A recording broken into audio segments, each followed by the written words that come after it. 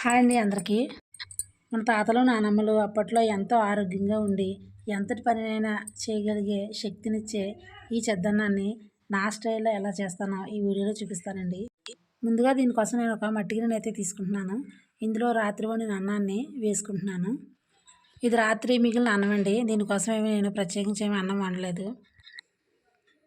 ఇది అన్నం వార్చిన గింజ అండి. అన్నం వార్చిన తర్వాత వచ్చిన గింజి. నేను దీన్నే ఈ అన్నంలో అయితే పోసుకుంటున్నాను. నైటే ఇలా అన్నంలో గింజి పోసుకుని ఉంచుకోవడం వలన ఉదయానికి అది లైట్గా పులిసి చెద్దన్నం రుచిగా ఉంటుందండి. ఒక గ్లాస్ మజ్జిగను కూడా ఈ గింజలో వేసుకోవాలి.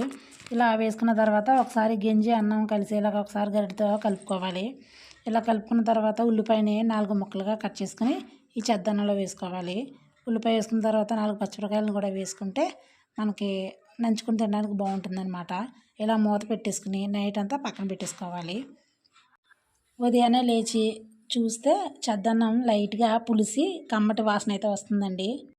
తినేటప్పుడు కొంచెం సాల్ట్ వేసుకుని ఒకసారి సాల్ట్ అంతా బాగా కలిసేలాగా కలిపేసుకుని ఈ ఉల్లిపాయ పచ్చిమిరకాయ నంచుకొని తింటూ ఉంటే చాలా బాగుంటుందండి.